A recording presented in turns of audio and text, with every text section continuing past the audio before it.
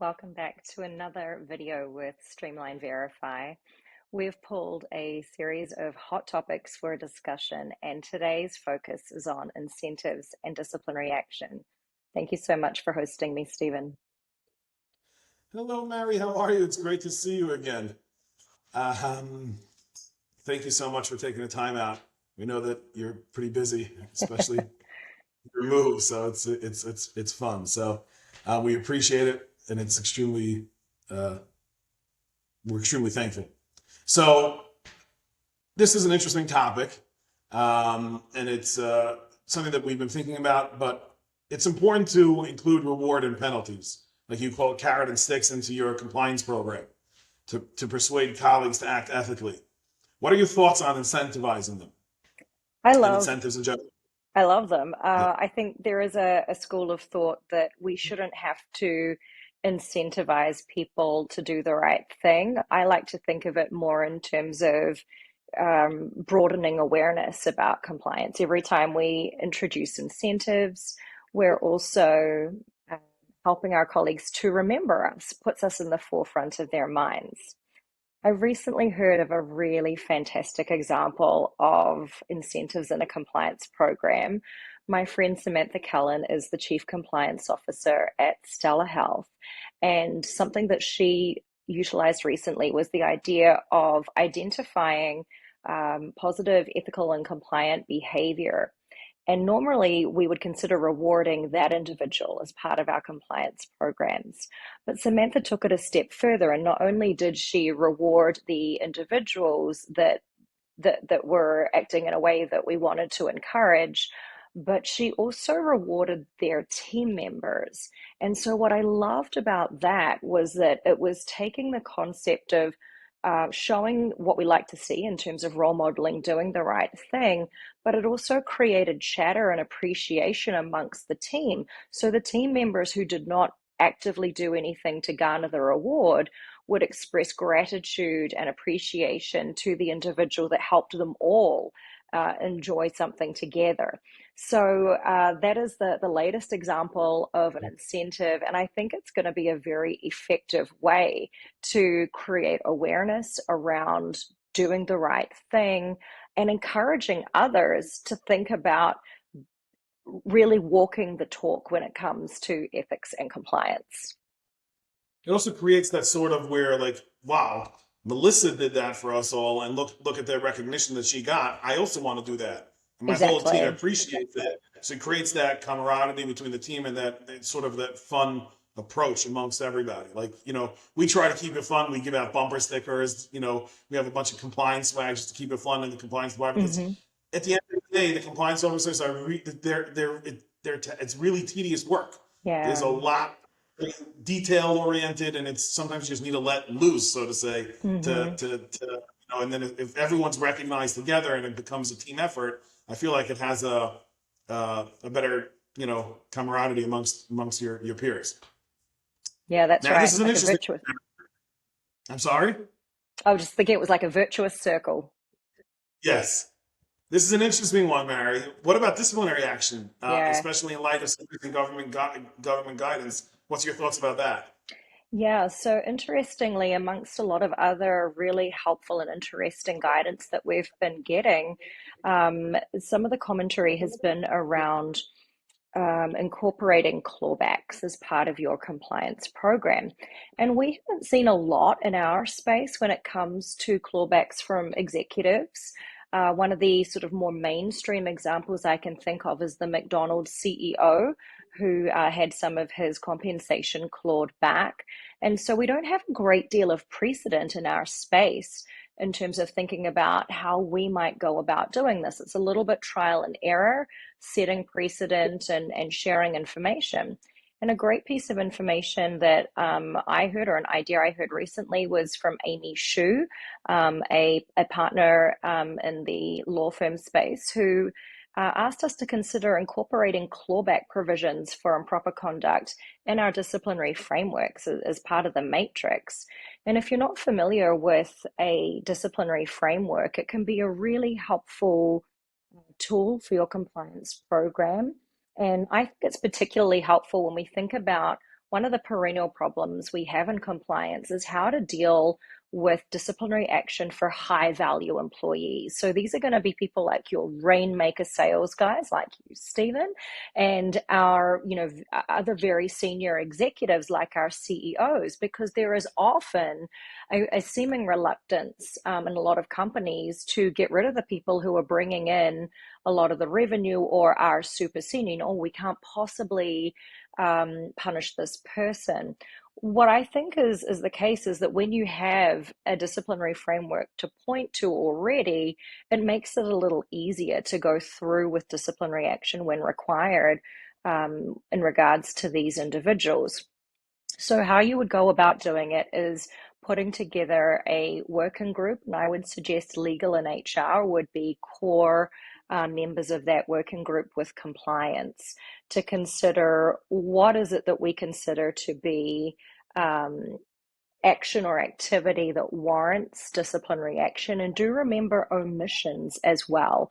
So, for example, you could include failure to complete mandatory compliance training as an element of your disciplinary framework. And obviously, legal will be there to help you with the various labor laws in different jurisdictions to make sure that you're still aligned with those. But it sets a great deal of transparency and also consistency for colleagues so that they can better understand the repercussions for failure to adhere to ethical and compliance standards. What about including the C-suite, that problem child, as part of that conversation, that working, Absolutely. So Amy's this way I they know beforehand what they're in for if they don't do that compliance training. Totally. So, C-suite, absolutely. So, when you're drawing up the policy document, make it clear that it is applicable to everybody. And you can even use the term executive clawbacks in there to make it very clear that it's not just for the everyday employee. We will, in fact, target you if need be. And the critical thing that I would say is that if you do decide to do this, you must actually act upon it. Because I would Yeah. argue that you're almost creating risk if you establish the standard, but you never enforce it, you never incorporate it. And I would say that that is akin to the uproar that we see in regards to the ESG space, environmental social governance, for those of you who aren't following that area, and the term greenwashing, which refers to when you make overt commitments to do something for the environment, society, community, and you fail to meet those standards. And then even mint washing, which is a term that I coined, and it's in regards to when you don't necessarily make overt commitments, but you do some kind of virtue signaling to indicate where your values lie, and then you act in a way that is contrary to those beliefs. I think arguably you can expect stakeholder criticism in that space as well. So remember, if you're going to do this, it can't be a toothless tiger. When the opportunity, which we often think of as a positive word, but when the opportunity comes along, when it warrants a clawback per your policy and matrix, it will be important to enforce it and go through with it. Mm-hmm. Otherwise, you're left looking foolish. I would say so. And colleagues won't take us seriously, and that's a Yeah. fantastic way to sabotage and undermine your own program. How can colleagues be expected to take us seriously and feel like they should comply with the policies and the standards that we set if we ourselves don't follow through with them? Interesting. Do you feel like compliance are like the neglected, like the neglected child, like the middle child syndrome within a healthcare organization? You know what? I feel very lucky that companies, I think, typically in the life sciences, medical device, pharma, healthcare space, that because we're so highly regulated, it means that people do tend to take compliance all the more seriously, I feel. And I think there's a lot of enforcement action in our space as well. And there's Mhm. also a pretty strong consistency of having robust compliance programs, meaning that people that join your organization from somewhere else are likely to have just come from a company that has a strong compliance program in place. So it's nothing really new, it's the standard that we expect. So I would say we're almost the opposite. We are the golden child firstborn in our space. And, and the only thing that makes it a little bit easier is when the company has already been hit, when your own company has already been hit with an enforcement action.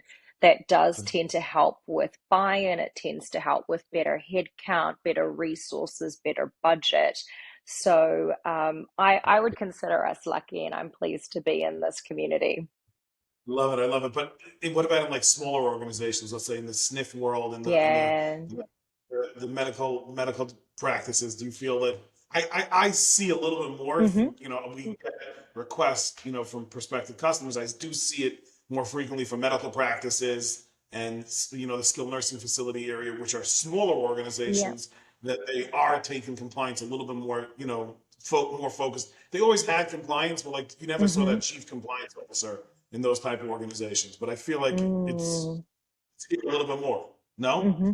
Yeah, I think you could be right, and I don't want to tar everybody with the same brush. I'm sure that there are some very strong cultures of integrity operating in every single size, and equally, I would say that there will still be, I'm sure, some very large, very big name organizations that may have flown under the radar for many years and may not be operating as a best practice, and you can argue perhaps it's only a matter of time until they get hit with a problematic situation. But I think you're probably right. As a general rule, it can be quite tempting to assume that some of these things don't apply to the smaller companies. Or I think a common misnomer is, but oh, we know everybody, and I mean we're little, and so I know every third party personally. Yeah. I've met every single one.